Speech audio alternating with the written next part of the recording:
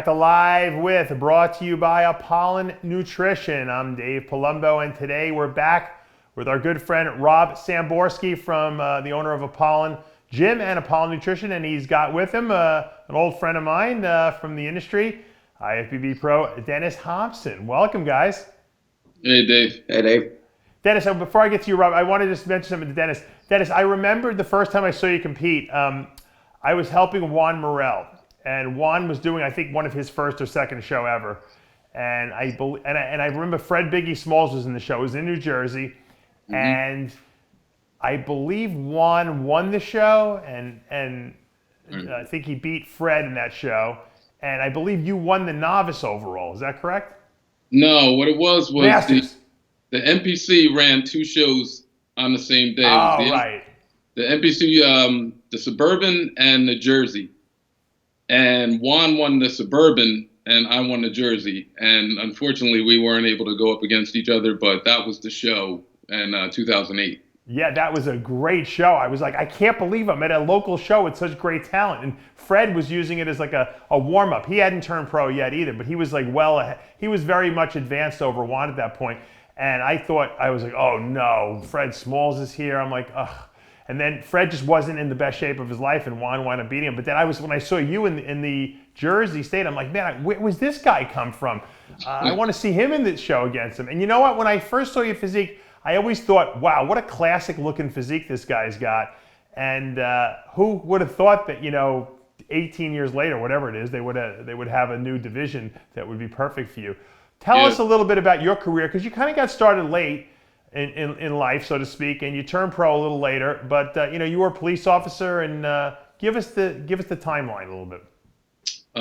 Well, during college, I had been training, and back in 1993, I found an organization called the American Natural Bodybuilding Conference, and that was based out of Boston.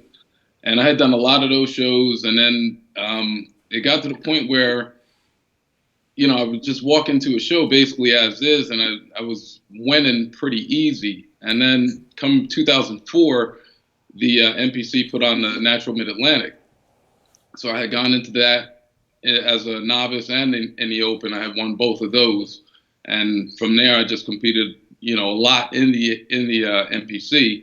2008, I did the state championship, which you were talking about earlier, and I won that, and I went on to the nationals that year, and then again in 2009. Now, I thought you were going to be pro within a year or two at that point. I said, there's no way this guy's not turning pro, and then you just kind of kept missing. Small misses here, small misses there. Tell us what finally pushed you kind of over the top to get that pro card. Well, in 2016, I finally got serious with the diet and stopped acting up or cutting, not doing what I was supposed to do as far as cutting out sweets and, really buckling down as far as the discipline with the diet was concerned. And, I got to the point where it was like, I'm not going to quit until I turn pro, so I might as well just get serious so I don't have to keep dragging this on. So at that point, I'd done the Masters, Nationals in Pittsburgh. I'd done that, I think, 3 times, where I'd won 2 of them, but I had to win the overall, which I had missed by 1 place twice. And then finally, in 2016, I did Team U in the 40s, and I was able to get the overall. Now, Rob, you've seen Dennis training at your gym for years. He's been there. And you obviously saw the talent. I mean, we've talked about him before, about how talented he was. Do you think he was slacking a little bit because it was too easy when he was competing in the natural organization? You know what, to be honest, I always praise these genetics, always, just like you. I mean, it was pretty obvious. It was, the writing was on the wall. It was a matter of time before this guy turns pro, regardless of his age, regardless of anything. But the fact remains that Dennis and, we have a relationship. We were very, very straightforward with each other. He was training pretty hard. He always trained hard. I'll give him that. He was always, if I told him to be at the gym to see me, he would be there on time, very punctual, and with his training, probably one of the best I have ever seen. However, nobody's perfect. So when it comes to dieting, he was neglecting the diet for sure. He was cheating on his diet. Sorry, it's true. He was cheating on his diet. He was not taking it very seriously, maybe partially because of his genetics, that he knew that he can get away with it. However, thank God, in 2016, he actually came up to me and he says, I'm getting a pro card this year. And, I haven't seen him. He was always serious, but not like that. I mean, that was a whole new version of Dennis that I've never seen before. And thank God. Was that because, Dennis, you figured, holy mackerel, I'm getting a little older now. I got to do this now or never, I'm 47 now, and sometimes you think like, how long can I do this for? So I knew as long as I was in this prime window, I knew I had to give it my best shot. Because time's ticking. There's not that many Dexter Jacksons out there. Yeah. So I knew I had to buckle down and get serious. You're in your prime at 47. For most guys, they're in the retirement home at 47. So you obviously do have the genetics of a Dexter Jackson in that respect. Now you decided to do your pro debut at that Masters Pro Championships that Gary Udit holds. You won that first time out. That had to be pretty special. Getting some prize money. That was it was a little bit of prize money, but I mean, I never, I have a job. I'm a career. I'm a police officer, so I wasn't looking for the money. But I definitely wanted a pro win, and my children were like, Dad, you turn pro, so you got to do at least one show. And I figured, all right, let me do that nice little family trip out to Pittsburgh. So that turned out well. Now I hear your son has got some crazy genetics too for bodybuilding, huh? Yeah. He just kind of got a little taller than me, but he's been training. He looks good. He's going into the Marines in June, and he'll be graduating high school. So, but as far as the competition aspect of it, he never really wanted to compete, but he is in shape. He's in great shape. Is he an athlete? Yeah, football, baseball. He's very active. Wow, that's cool. Yeah, I always say to my son is 2 years old, and I'm like, I wonder what he's going to do. I wonder what he's going to become. I wonder what he's going to be interested in. And, you kind of have already experienced that. Now, I got to ask you, because the classic physique division seems like it was almost made for a guy like you, taller guy, holds a lot, because the taller guys can hold a lot of weight on them, because the weight class for for your height is much more so than obviously the guys that are shorter. Is that something that you see yourself eventually gravitating towards? Yeah, absolutely. And it's funny because in Pittsburgh, the classic division, the Masters Classic division, was so much bigger. There were only two bodybuilders, but classic bodybuilding was a lot bigger. And those classes, they're respectful classes, and the guys look great. But it just seemed like more guys are gravitating towards that. I don't know what the issue is, but it's growing. Forget the Masters division. I think you can easily compete very, competitively in the Open Classic division in the pros. Yeah, no, I believe I can. It's funny. I've been studying. I'm not gonna name any guys' names because I don't want to appear to be a fan. But I've been studying a lot of the top guys, and they don't have anything that I can't get, and I don't have any fear. So when the time comes, as far as the family obligation and other things are out of the way, I'll definitely be on stage. Well, luckily your son's going to the Marines, but you said your daughter's going to college? My daughter's going to be in 11th grade in September. She's also an athlete. She runs track, plays softball. She goes to the gym also. So, once I free up some time where I could devote more time and effort into training and competing, I'm not done. I'm far from done. So yeah, that's awesome. Well, I'd like to see how you do on that classic physique stage. I think, like I said, I think the division was made for you. Rob, the interview we did last time was very well received. People liked all the stories and the gossip and everything like that, because you've been involved in the NPC in New Jersey for quite a while. You've had run-ins with with people there, obviously, because you promote shows and everything like that. So I got a couple of topics. I got a couple of questions I want to throw at you, and you can kind of respond any way you want. Is that reasonable? Yeah, I'll be as honest as I can be. Now, a lot of people who are from the New York tri-state area know Vinny Galante. He's been around forever. He's been competing since he's a teenager. He's probably, I think he's older than me. I think he's got to be in his 50s now. And he has at least he had his own gym. I don't know if he still does anymore. You had some run-ins with him. What was the beef with you and Vinny Galante? You know what? I mean, I wouldn't go. I actually just talked about this last night on social media. Is that I would never go into a social media war with anyone, and I don't respond usually to people on social media when it comes to hate and stuff like that, because I think things like that should be in open. And since this is a video interview, I can be as open as I can be. I don't like the guy. I mean, I'm not hiding it. Everybody knows from my circle that I don't like him. And I have reasons not to like him. If the question is, what are the reasons? Actually, it has a little bit to do with you. Years ago, when Vinny was a NPC athlete, he worked with you for Nationals or USA. I don't remember what it was. Yeah. And then I don't even remember how he placed, but he came to me. Somebody introduced us.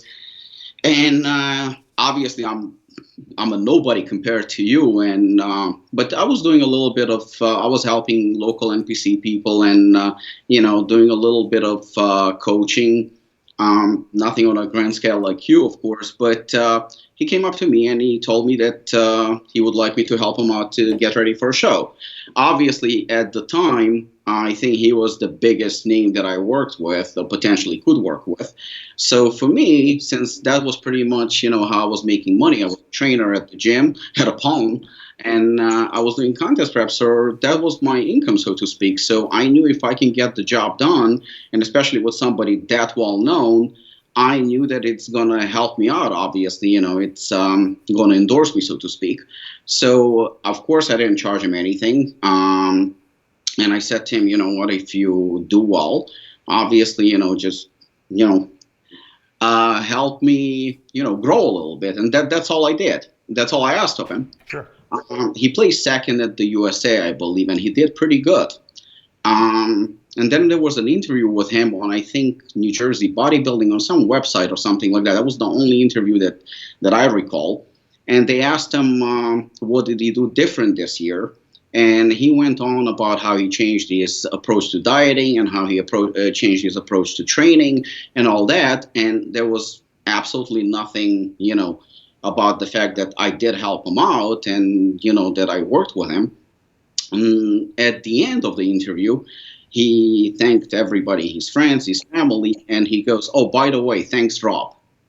Rob who? Rob what? Nothing. So, I'm not hiding the fact that it didn't sit well with me. I was obviously upset. Not angry, but upset. And then I think a few months later, you actually did a seminar for me at Apollon. Yeah. I invited you for a seminar. I didn't own the gym back then. And you came to do a seminar at Apollon. And you, me, and Colette, I think we went for lunch. And you told me that you were working with Vinny again. And I got pissed. I mean, I don't know if you recall this, but I was pretty angry. I said, hold on a second. This guy talks shit about you nonstop. He didn't thank me. He didn't do nothing like that. And then, now he works with you. And then I think either you or Colette, somebody said that, well, he wasn't very fond of you either. To me, that was, ultimate bullshit that I don't stand for something like that. I don't appreciate things like that. If you have a problem with anyone, say it to their face. Don't go behind their back. Also, I had a very, very good friend of mine who was competing at one of the shows, NPC shows. And after running into Vinny Galante, I'm not going to say what he did, but after that, she never competed again. And he was the reason for that. So, I don't hide the fact that I don't like him. And the last part came, my wife and my daughter went on a trip to Dominican Republic, and I was judging a show, I think it was Excalibur. And they went to Dominican Republic, and while I was judging, they were supposed to land. But, and usually Marina is pretty good. She would always text me, we landed, everything is good. But they wouldn't text me, and I couldn't reach them. So I was worried, of course. It's a plane, and it was my daughter's first trip on a plane. So I was really worried about it. And so I told John Kemper, I said, John, let me step out for a second. And I was trying to reach them, but nothing. Finally, Marina called me. As she called me, I picked up the phone. Somebody hit me from behind, like smacked me. And my phone fell. And I turned around, it was Vinny Galanti. I mean, I have no idea how he's still alive. Did you do anything? Somehow he still is. But the guy just seems like every time there was negativity. And, then he actually called me. I said, you know what, let me be a bigger man. He called me that he wanted to train with Dorian Yates at Apollon. So I organized for him to train with Dorian. He comes to Apollon. It's my gym. I own it by now. He says hello to Dorian. He says hello to Dorian's training partner, everybody but me. He doesn't say hi to me, even though I'm standing right there. And he ignores me when he leaves. So I don't like him. And I think he knows I don't like him because last time I saw him at the NPC show, when he saw me, he actually walked in a different direction. Did you get into a fight with him when he hit you from behind at that show? It got close, but there was somebody there, so it didn't happen. Oh. Now, you bring up Dorian Yates. Tell us about when you brought Dorian Yates to train at your gym. What was the were you setting up training sessions with him there? Dorian, his company, Dorian Yates Approved, was launched in the United States, I think maybe 2010, 2011, something like that. And the warehouse was in New Jersey, actually around the corner from Apollon. And Shiru, the one who organized the Shiru Classic in India? Sure. He was his partner at the time. So Shiru actually also lived not far from here, so he rented an apartment for Dorian.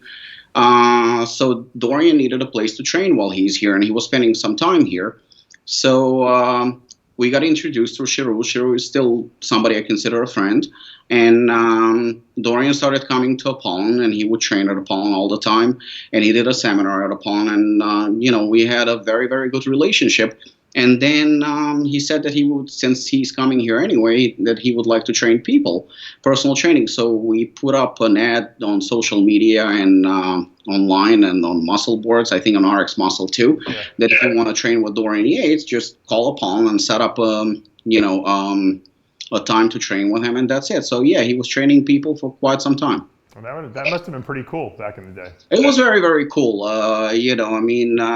To see him train, I think back then he was about 47, 48, and to see him move the ways that he would move and to train with such intensity, that was really something unbelievable. The guy was truly amazing, and there is a reason why his videos are still considered probably the best videos in bodybuilding ever, along with Ronnie Coleman's and I think Marcus Rule as well.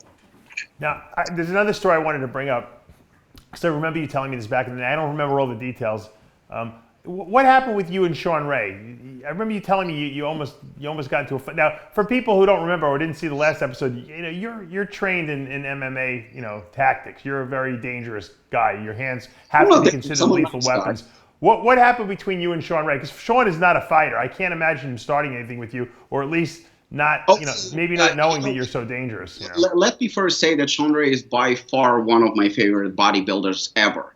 I think the guy was an absolute perfection, and I think as good as it gets. I mean, I think he was flawless. And I'm a huge fan of Sean Ray, the bodybuilder. Yeah, I heard stories about him being arrogant and disrespectful and a douchebag. But again, people talk shit about everybody, so you can't really pay attention to it unless you meet somebody like that face to face and interact with them. And Irina was competing in California at John Lindsay's show. I think that was her last show that she did in IFBB, if I'm not mistaken. And so there was supposed to be a photo shoot at the expo with JC Lopez. So me and Irina were walking at the expo. And, usually it's very, very tight because, there's a lot of people, there's a lot of booth. So every time you bump into people constantly. So I was walking down the aisle, I saw Sean Ray coming towards me. And so obviously, I tried to move out of the way as much as I could. Sean can clearly see me too. I mean, common sense would dictate that he would move a little bit too, just to make sure that we can pass each other, without bumping into each other. Right. He completely ignores me, and he walks straight into me, and he bumps into me, and I mean, it wasn't light, so to speak. So normally when it happens, it's customary to say, "Excuse me," or "I'm sorry," or something like that. So when he bumped into me, he literally turned me sideways. and I said, "Excuse me?" And he stopped. He turned around. I said, "Excuse me." And he literally, I mean, you ran into Sean Ray a few times, so you know how he gets. So his "excuse me" was not, his reaction wasn't like, "Oh, look, I bumped into this guy," or anything like that. He wasn't apologetic or anything. It was like, "What the fuck do you want from me?" So he looks, "Yes." I said, "You kind of hit me." I said, "Apology would be nice." Right. He goes to me, "What?" He literally looks at me like, I'm an alien. And I said to him, "You bumped into me." I said, "You kind of hurt me." I said, "You should apologize." Right. He goes to me, "I'm not going to apologize." I said, "Well, you should." I mean, at that point, obviously, I'm getting a little bit frustrated because that's just not how things are done in life. You just don't do it. So I went towards him and I said, "I think you should apologize to me." And he made a step forward too and was literally in my face. And he goes to me, "Fuck you." What? Oh my God. When he said that, I mean, probably he doesn't remember because I'm nobody to him. When he said that, I literally jumped on him, and Irina stepped in between us, and she's dragging me. And I'm like, I want to kill him, literally. Yeah. And the guy who was with him at the time, he's dragging him away too. Right. I mean, Sean was not trying to fight me. Sean was just looking at me like, "Who the fuck is this guy? What's wrong with him?" Right. So the guy is just like pulling him away, and I want to kill him. I mean, and Irina and then another friend of mine that was with us, like, no. So they basically, prevented anything from happening. But it wasn't a very pleasant experience. No. But Sean can sometimes be an unpleasant guy, so I don't. It doesn't. Yeah, he's very unpleasant. Bodybuilder, very unpleasant. It's funny because, like you said, I mean, you made a good distinction. There are great bodybuilders, but that doesn't mean you have to be a great person. Ty Cobb was probably one of the greatest baseball players of all time. I don't want to sound like, I'm criticizing bodybuilders or their attitudes or anything like that. No, not at all. I mean, I'm sitting next to one who is probably one of the nicest guys you'll ever meet. And when we talk, we rarely talk about bodybuilding. We talk about everything else but bodybuilding. But, Dexter Jackson was at Apollon recently, and he was doing a photo shoot. Great guy, down to earth, absolutely phenomenal. Went behind my back and actually started purchasing Apollon clothes, even though we would have given it to him for free. Right. And then started wearing it at Gold's Gym and promoting us. And we would text here and there. Great, absolutely great guy. Marcus Rule was at the gym, one of the most down to earth guys you'll ever meet. Jay Cutler, Kai Green. I mean, I can go on and on and on. And to say that, there are some great bodybuilders who are great people. Right. But, some of them, obviously, egos go through their head, and then that's what happens. Unfortunately. Dennis, let me ask you a question. Being a police officer, I noticed in New Jersey, there's a lot of police guys that actually work out, that are bodybuilders. Then you go to New York, and you get a couple, but there's a lot more fat guys in New York that are police officers. Why do you think that the police force in Jersey are so into the training?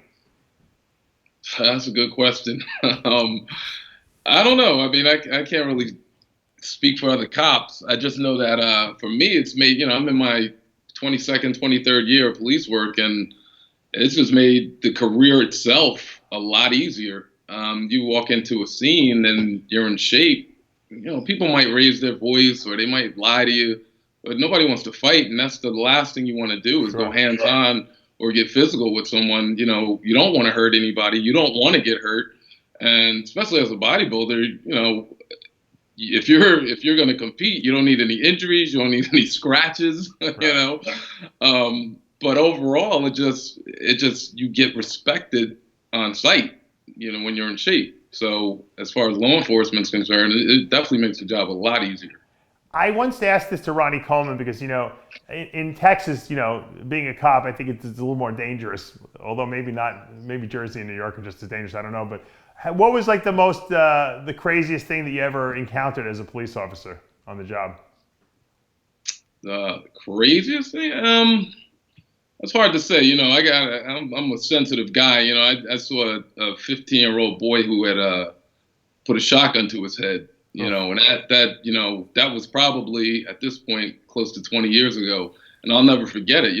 My thing was at 15, this poor kid had nobody to speak to or nobody to talk to that he turned to suicide. You're gonna deal with drunk drivers, you're gonna deal with accidents, you're gonna deal with people getting stabbed or shot. You almost get numb to that in a sick kind of way. You do, because it's so prevalent. But when you have a kid that takes his own life, that affects you more so than most things do. Did you ever have to get physical with anyone? Did you ever have like a fight, have to pull your gun out? I mean, has it ever gotten to that point? Not too often. You might have to restrain someone, but because people don't, bad guys don't want to go back to jail or go to jail, so they try at worst to try to get away from you, where you might have to wrestle them down or somehow restrain them or handcuff them. But as far as like a stand-up fight, that doesn't happen too often. Right. Has anyone ever gotten away from you? Like some guy that just was so freaking fast that you couldn't catch the freaking guy? Yeah. I've lost a couple foot chases, and it's funny because like a lot of bodybuilders just don't run. Right. So we almost scare people out of running, but then the ones who aren't scared to run, sometimes they get away.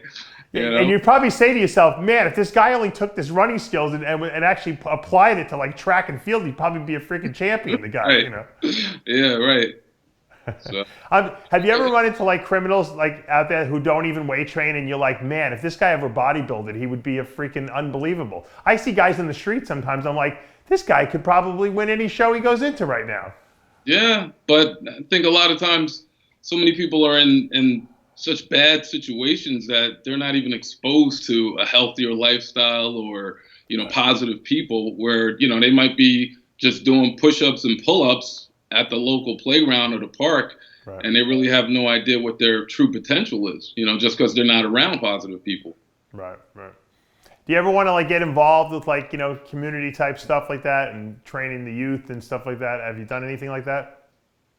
I've coached, in my town. I've coached my son's baseball team, helped out with my daughter's softball team, stuff like that. But as far as the town in which I work, we really don't have a lot of programs like that, athletically geared programs. Like we played basketball against the middle school or the high school, but as far as like a weight training program, no. But I mean, if I come across a juvenile who might be in trouble, I'll sit and talk to him, because I never really want to go or walk by a juvenile who's arrested and not talk to him.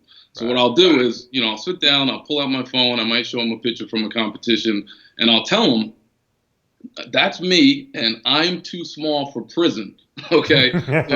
So what are you going to do? If I'm too small for prison, what are you going to do? And I try to talk to him and say, listen, I'm not coming down on him or anything like that, but I'm just trying to gear him in a better direction, because they don't tell you what goes on in prison. You can imagine it, but there's no one-on-one fair fights. It's usually 3 or 5 on 1, and the loser usually gets hurt pretty bad. And these kids don't realize that 16, you can go to adult prison. 17, 18, you're an adult, and you can turn your life around.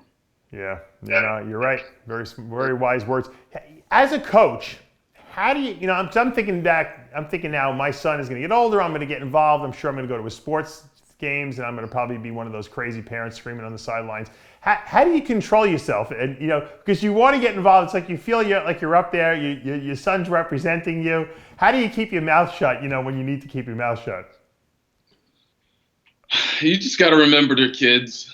Magic Johnson tried to coach. That didn't work. You just got to remember, you don't want to put undue or an exorbitant amount of pressure on your kid. because you got to go. He has to go home with you, and you never want that dinner table to be uncomfortable, or you never want your relationship to suffer based on him striking out. Right. You know what I mean? Like you got to remember that you hold your child's self-esteem in the palm of your hand. Yeah. So, and you got to be an example to the other kids. You can't be that crazy. I had this one game my son was playing, and one of the coaches got into it with a couple of the parents. 10 minutes later, our field, the baseball field, was surrounded by 7 cop cars. Oh my God. My son was about 9 years old at the time. I mean, it can get crazy out there, but you gotta be that better person, You ever yell at the referee or the umpire?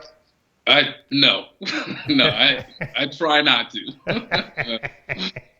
I try not. My wife, yeah, she will. I will yell at them, then I'll yell at her. So I try to be the calming voice on the field. I got you. Rob, just before we wrap up, what's going on with you in terms of fighting? Are we going to see you back in the ring again? Well, after you told me that I'm skinny, I put on 18 pounds. Yeah, I was going to say, you look bigger. You're filling out that sweatshirt. Really nice looking. So it's all your fault if I'm not fighting again. Oh, well, maybe you'll bodybuild. Oh, yeah, right. Yeah, I actually already challenged Dennis. Yeah, no, but I don't know.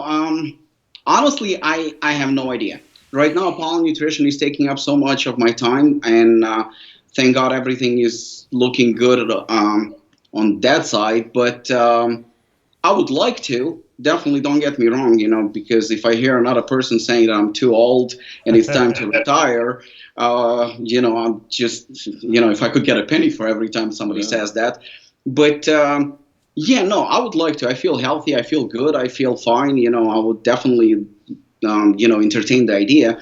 But right now, no immediate plans, although I got an offer to fight, I think, in the summer, actually in New York. But to be honest with you, I haven't trained kickboxing in the last 2 months. I haven't even punched a bag. So I don't know. We'll see. And it's just something that I'm very, very passionate about, and I like to train. So I will obviously continue. In terms of fighting, I have no idea. Unless I told you it's Vinny Galante or Chandray, I would entertain that. Rob, I got one more question for you. With the Olympics going on now, and as you know, I mean, you're from Russia originally. The Russians were suspended. The athletes now were allowed to compete because they didn't want to punish the athletes, but they're basically not representing Russia. They're calling them the athletes from Russia. How do you feel about that suspension by Russia? I think it's very, very political. I think it's were Russians cheating? Without a doubt, they were. I mean, it's pretty obvious. Especially the entire Eastern Bloc, they were notorious for that. But let me ask you this: who hasn't cheated? And can you even call it cheating when it's on that level? I don't know about that. So, I might be a little bit biased when it comes to answering this question, but I think it was definitely blown out of proportion. Like the entire nation is punished and people are not to represent their flag. If you're not allowing them to represent their flag and their country, why are you letting them compete in the first place, representing some Olympic flag, basically a country that doesn't exist? Because they're still Russians, and if they win, they still Russian citizens. I mean, you can't take that away from them. They still have Russian passports and stuff like that. So if you want to punish them for that, okay, don't let them compete, which is bullshit in a way, because again, everybody cheats. Yeah. But to take away the flag and to take away the anthem and all that, I mean, people train their entire life to compete, and they put everything on the line and they sacrifice so much. Just like bodybuilding, I was suspended once for drugs, as a fighter.